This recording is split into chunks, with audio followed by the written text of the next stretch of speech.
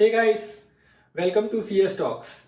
So today we are going to do a coding problem which is subarray sum equals to k. It is from Leetcode program number 560 and it is one of the famous problem of array and frequently asked in different interviews by different companies. So let's go ahead with understanding first. What is the goal of the problem? So you need to find the total number of subarrays whose sum equals to k in given array of integers. So here is the given array. Let's say we are taking 1, 2, minus 1 and I have given k is 2. So what I need to find out is the total subarray count whose sum is this 2. So just let's go with the human mind. Let's say we have given this 1, 2, minus 1, right? So I can safely say this 2 itself is a subarray. So I am putting here that okay, this is one subarray which has a total sum is 2. Now which is the second subarray? So I can consider this 1, 2, minus 1 whole array as a subarray because this is a subset, we can say itself array is itself is 1 minus 1 is 0 and plus 2 is 2, so which is also doing. So there are total answer equal to 2 sub arrays which are equals to sum given here k equal to 2. So we found out 2 sub arrays which is equal to k. That is our goal of the problem. Now here there are few clarifying questions. Whenever you go for interview or somewhere or you are doing by yourself a practice, you should ask is first whether this array is sorted or not. So first question is sorted or not. Second question is that is this array have repetitive characters or like repetitive elements or not. So repetitiveness,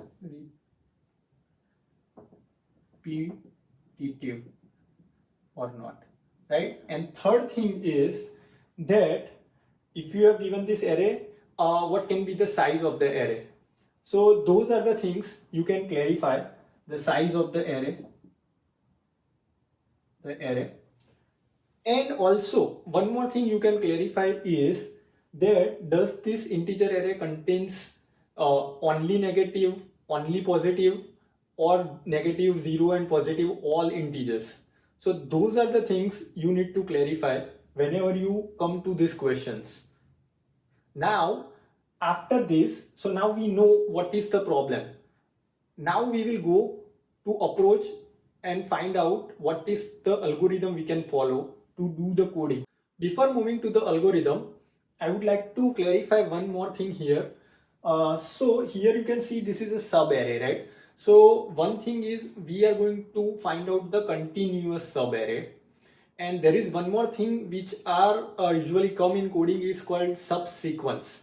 So I'll provide a link in the description so you can check out what is the difference between the subarray, substring versus subsequence. So subarray and substring are same, but subsequence is something different, and if that is something asked to you in coding, then your algorithm will be different.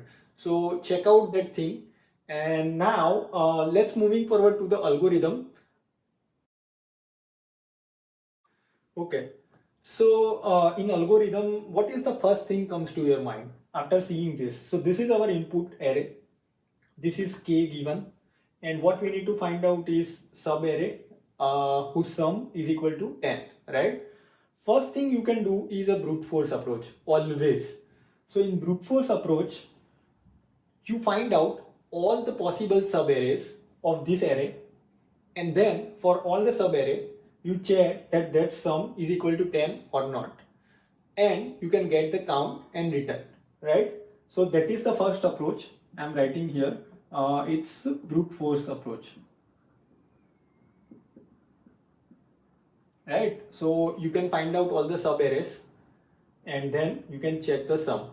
But is it a good idea to go with brute force? So let's think more, because this is a very expensive solution as if you go for finding all the subarrays, which will take O of n square time complexity if total number of elements in the array is n, and then you need to go through all the subarray and then find the sum and check.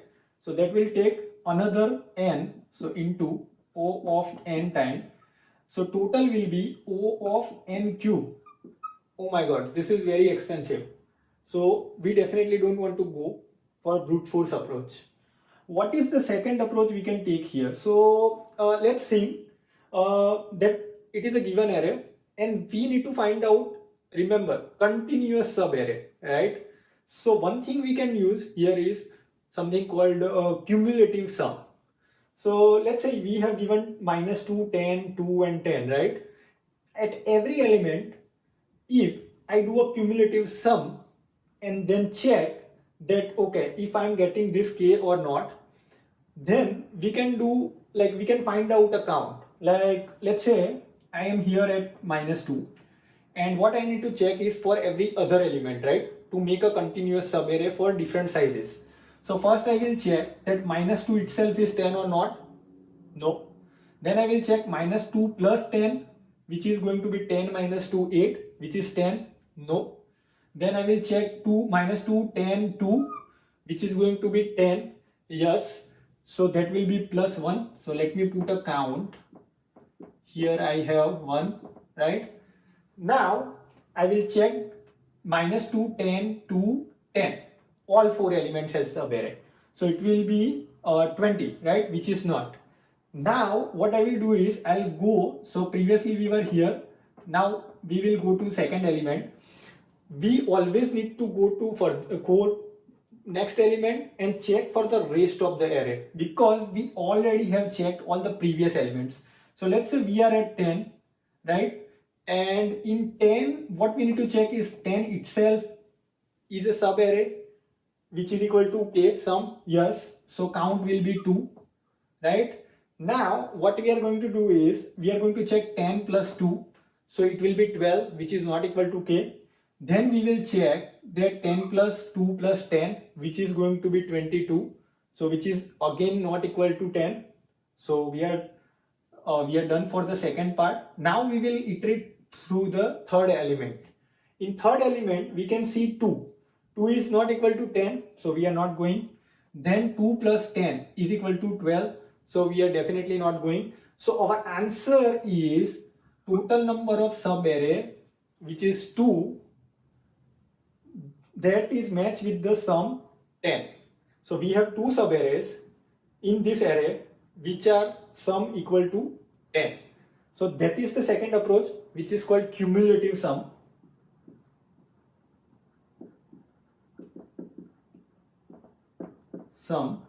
Now, as you know, we need to go through all the elements of the array and then we need to check the rest of the elements. So in this, we are almost checking the whole array 2 times, basically inside the loop.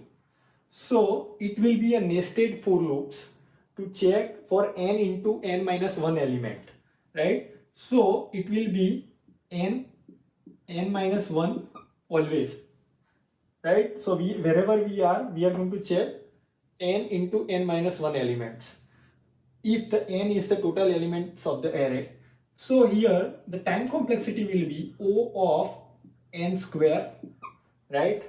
And then one more thing is space complexity. That is also important for any program. So here for a given array, for first and second approach, we are not taking any extra spaces, right? So the space complexity will be, let me put here, space complexity will be O of 1, which is going to be constants because we are not taking any extra space apart from given array.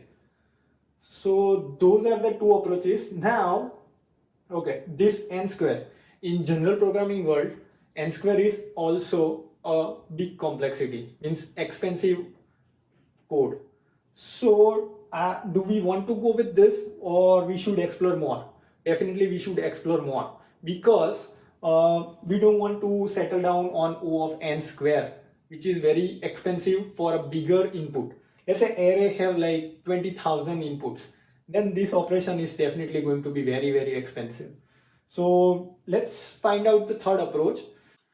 So in third approach, it is not a very normal approach, but let's try and go ahead with the third approach. So here we have given integer array and we need to find the sub arrays, right? And some of the sub arrays.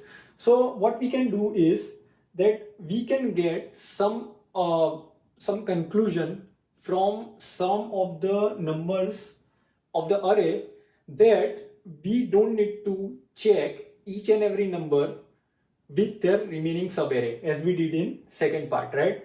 So let's go with the same example, but I'll tell you first of all what is those conclusions. So first information inside conclusion is that if in array up to for two numbers, let's say I and j, if the sum to I and sum up to j, cumulative sum, both are same, that means that those two numbers have whatever number inside that array is going to be sum equal to 0. I'll show you how. So let's say you have something like this, that 1, then you have let's say minus 1, and then you have 1, right? So here, if this is the array 1 minus 1 and 1, then the first sum will be 1, right? Now you will have sum equal to 0 here, and then here you will have something sum equal to 1. Now you see, if this is the I and this is the j, sum of I is 1 and sum of j is again 1. So as I told you, for I and j, if sum up to I and sum up to j both are same, then whatever in between array has sum equal to 0. It means there is no, means we can consider that as a sum 0. So that is first thing.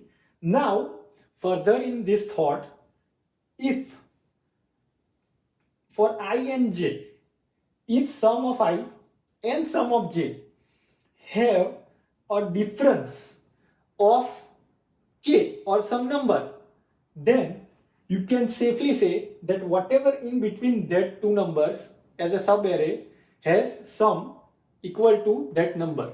I'll show you how. So let me just erase this and we take our own example is this one. So minus 2, 10, 2 and 10, and our k is 10. So what our conclusion is saying is that if for any of the two number here have sum of that I and sum of that second number j have difference of k, then the sum between those numbers, like whatever the array between those two numbers, have sum equal to this number. That's it, simple. So I'll show you how.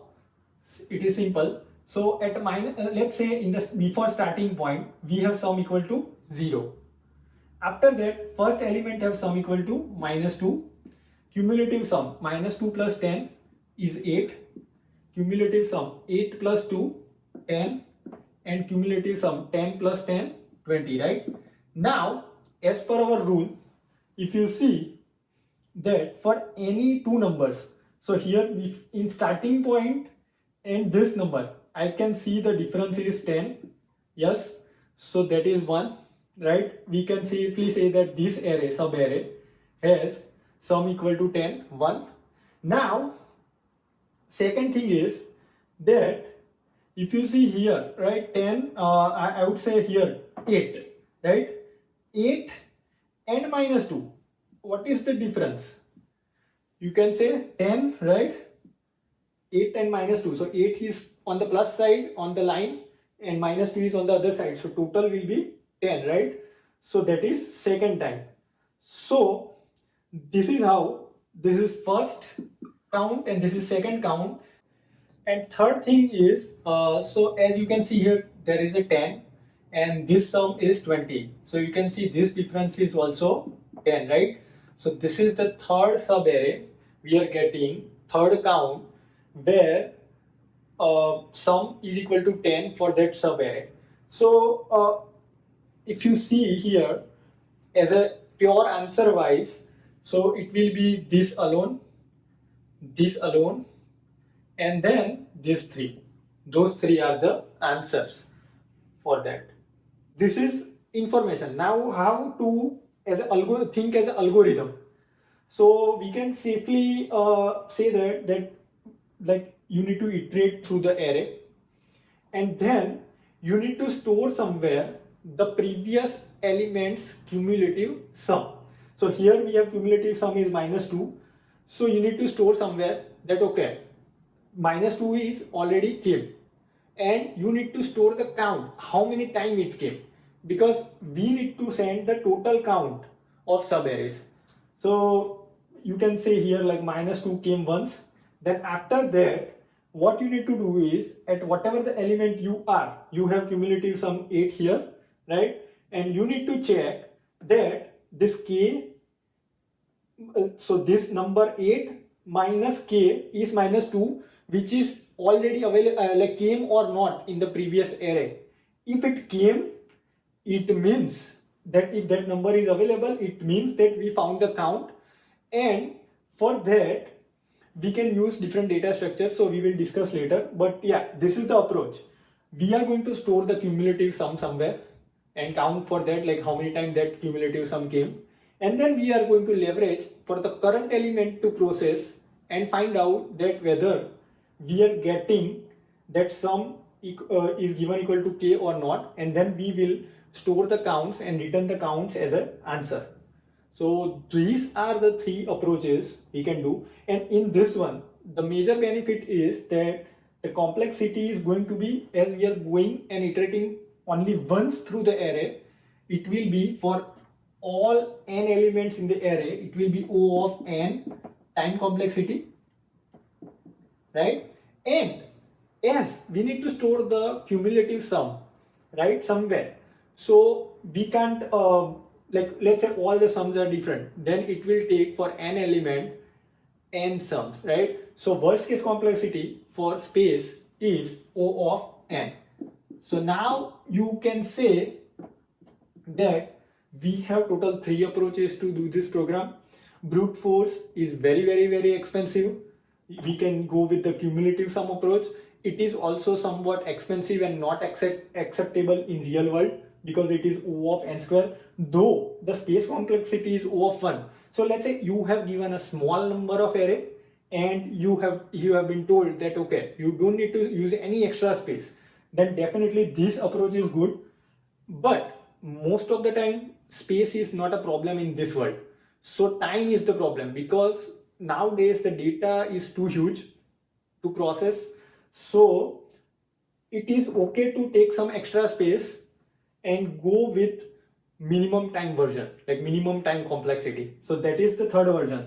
So definitely I would go with this approach, but I can definitely provide a solution in my description for the second approach also, and we can go ahead with that. So next section is data structure. Now our time is to define what is the data structure we are going to use. In data structure, in third approach, as I told you, we need to store the cumulative sum until now, right? And also what we want is how many times that sum is came. Like let's say for example the sum is -2, then how many times it came in previous subarray, because we want to find out that how many times we are going to get the subarray for this particular sum, right? So for count and for a sum, it is like a key value pair, right? So in my mind, the first thing always comes up when the key value pair kind of thing, like to identify something, is hash map or hash table. So we are, I think, going to use the hash map data structure. You can use hash table also. You can check out the difference online, like what is the difference between hash table and hash map. But functionality wise, it is same. It is going to store the key value pair, where key we are going to store is the sum. So key is going to be the sum, right? And cumulative sum. And value is going to be the count for that sum, right? So that every time we need to check for any new element, what we are going to do is we are going to find the difference between k and that particular element, and then we are going to find that difference in the hash map, and then we will add that. If it is available, then we will add whatever the count is there in our total answer. So basically, like, you are getting all the subarray answers through this hash map.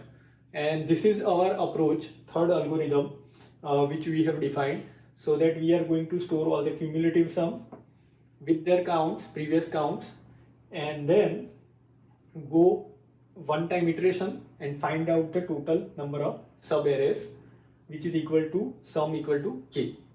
So that is the data structure we are going to use, and hashmap is always efficient to use when you have this kind of thing. Like, we need to search, right? We need to find out that this sum, cumulative sum, came or not.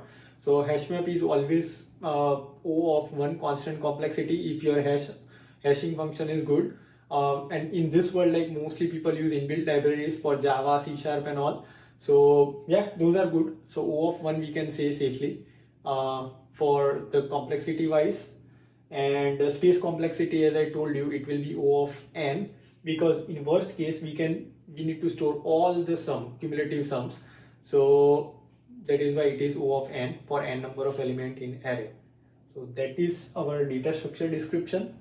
And now we are going to do the real coding for this problem. So let's go for the coding. Leetcode problem number 560, which is subarray sum equals k. And as I told you, all the understandings and everything that is same described here. So this is a problem blueprint where we have given a class and we have given a method subarray sum. Inputs are numbers array, and k is the total sum what they want, target sum. And this is the return type integer. We want to return the number of subarrays. So that is the thing. Now, first thing we are going to do is what are the two things we want? One is a cumulative sum and one is the return array, right? Return count, return integer. So we are going to define those two things here, like integer sum is equal to initially value will be 0. And what we are going to do is integer count, that will be, so let's give name count subarray so that we will have idea, and that will be initially 0. So to store the cumulative sum, as I told you, right, we need some kind of data structure. But before moving forward that, first thing we need to do is always check the corner cases or edge cases.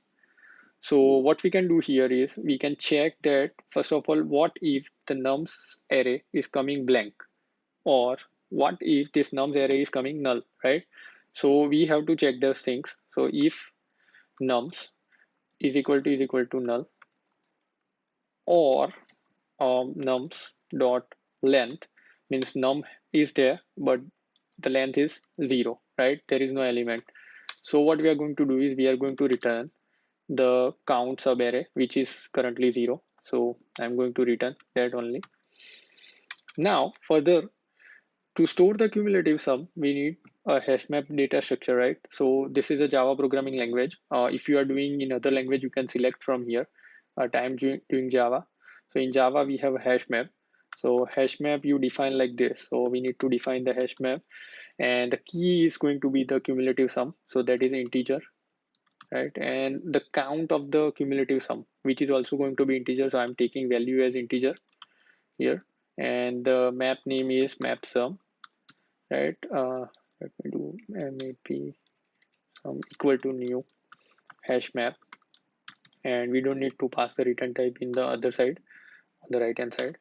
After this, now initially we have a sum 0, right? And that is also a valid sum, right? So we have to store that valid sum as count 1, because that is important. Initially we have 0 sum, so map sum dot put of, initially we have 0 as a sum, so 0 will be the key, and that is coming one time, right? So we have 0 as a sum one time, so we are putting that thing.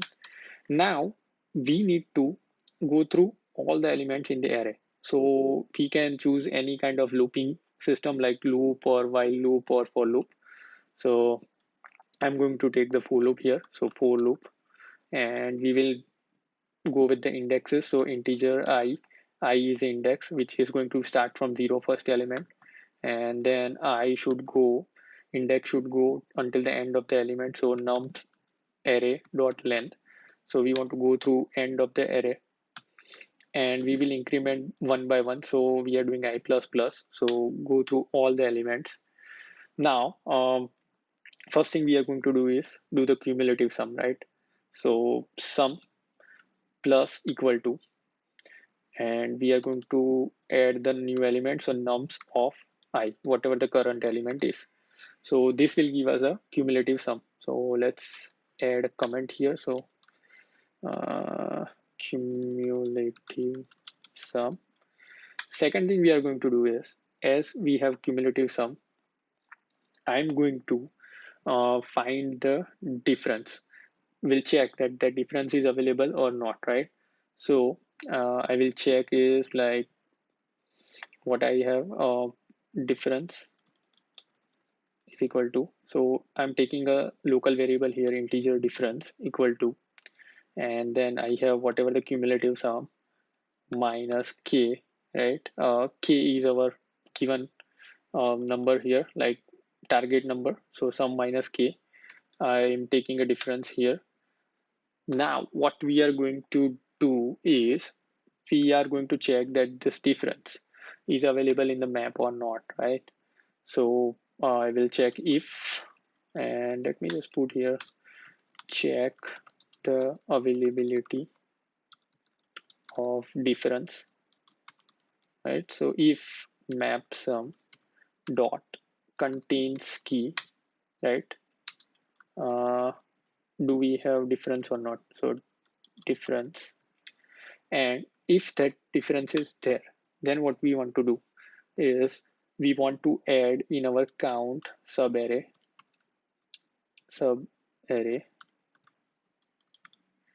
plus equal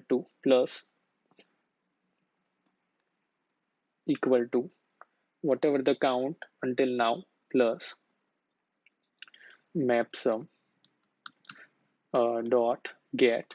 So whatever that difference have count, right? This is the difference, sum minus k. We find out for that key whatever the count. So how many times that difference came until now, basically that is our idea, that is our goal to find out. So how many times that difference came, get of difference, right? And then that's it. So we will add in the count of the final subarray. Now for every element, let's say we don't find the difference, or we find the difference, what we are going to do is we are going to put the new cumulative sum to the hash map. So I will do map sum dot put, right? And then what I will do is I will put a sum. So this is the new cumulative sum, right? We got it here. And then if that sum is already there, we want to take the current keys value and then add +1, because we found one more time that sum, right? If there is no sum as a key over there in the hash map, we are going to take a 0 and then add 1. So this is first time it came. So we are going to do is map sum dot get. So there is a method in Java is called get or default, where if there is a value, a key, if there is a key, it will return us the value, right? So that, or if there is no value like as a sum as a key, then we are going to return 0 here, and after that we need to add 1 here, right? So this is current element, we are adding the cumulative sum in map, right? So after going through all these elements, in the end we will have some number here in count subarray. That is going to be our answer, like return. So we want to return the integer count of the subarray, so that will be count subarray, right? And that's it. So I think by this program, this is a coding, uh, it will work as expected what we have discussed. Let's do the dry run. Without dry run, don't ever finish the program. So let's do the dry run. In the dry run, we are taking the same example. so that we will have a good idea about our code. Let's take an array of -2, 10, 2, and 10 again. So that was our example. I have deliberately took this example as these have negative, positive integers and also repetitive elements so that you don't get confused. Now, and we have key equal to 10, right? So as we have decided, we will go with the first element here. So let me just write down here element. So first element is -2, right? The cumulative sum will be, I'll write here -2. Then we need to find the difference. So sum is currently -2 and k is 10. So -2 minus 10. So it will be -12. So here let's say -12, right? That difference is definitely not there in hash map. So let me put one more thing here so it will help us to identify. I am just putting a comment and hash map, right? And that is going to be here. Now we don't have anything here. So map contains key. No, difference is -12. We don't have that thing in hash map. Now outside map.sum. So we want to store the current cumulative sum, which is -12, right? So current cumulative sum is -2, right? So we want to store that. So what I will do is I'll store here -2, and that is coming first time. So here it will give us 0 plus 1, 1. So we are going to do is 1. Now let's go for the next iteration, right? In next iteration, it will come as 10, right? The cumulative sum will be -2 plus 10 is going to be 8. Sum minus k is going to be, sum is total currently 8, cumulative sum minus 10. So 8 minus 10 is going to be -2.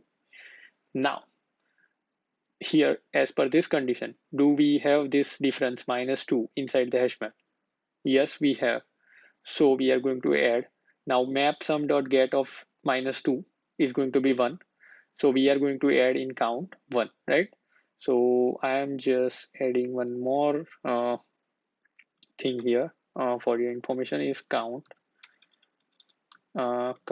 sub array is equal to 1 currently, right? And we need to add in the end current cumulative sum to the hash map. So current cumulative sum is 8 and we need to add. So 8 is the new key. So we are going to get the 1 here from this equation.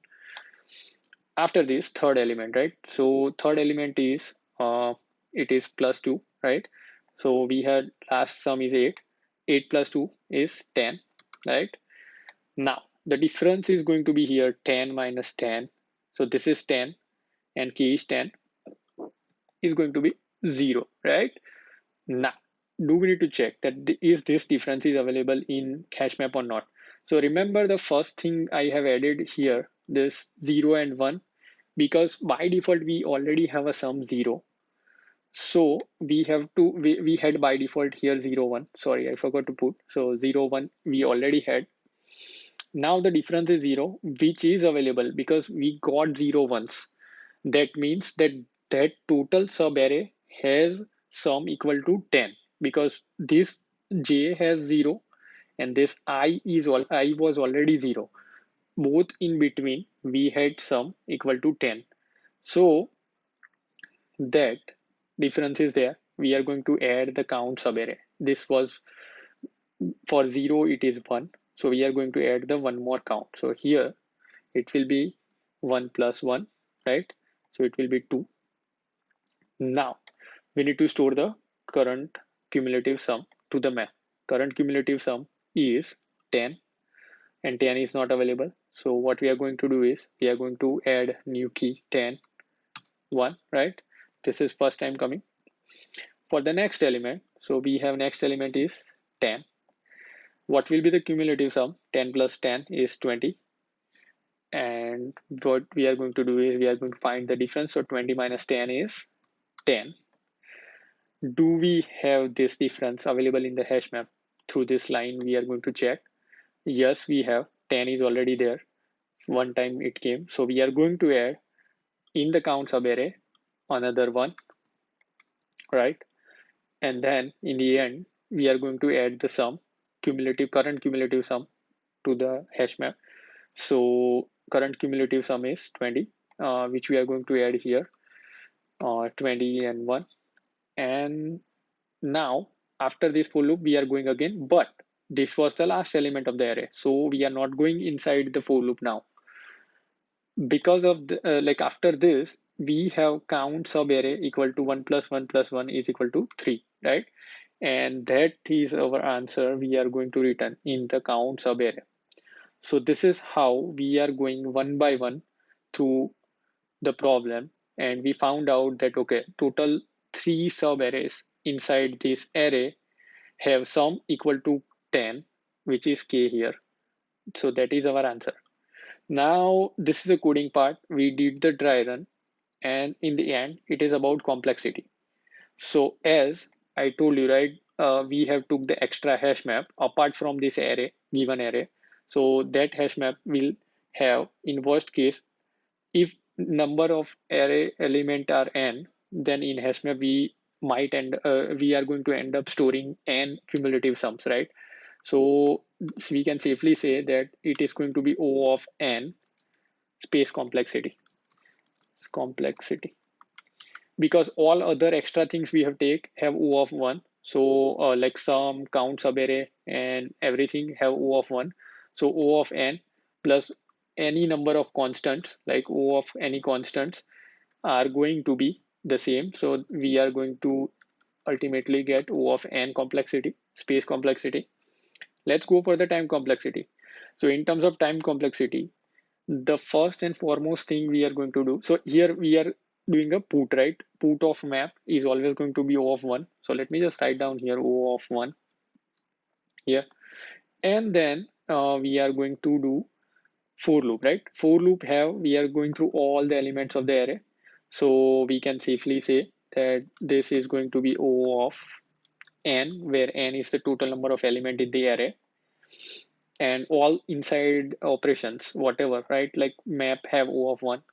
So hash map is beneficial here. Like whatever the operation you do with the hash map, it's going to be O of 1, right?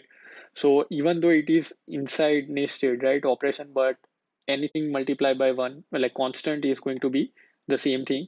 So that is why we are going to get total complexity of this whole code is going to be O of n, right? As we have n elements in the array. So total on and on, we have O of, like, let me just write down here, time complexity equal to O of n, and space complexity equal to O of n, right? So these two things are there, and I think we have done our code and it looks good. So yeah, I will provide you the second approach what we have discussed, like cumulative sum only, like not this extra space and everything.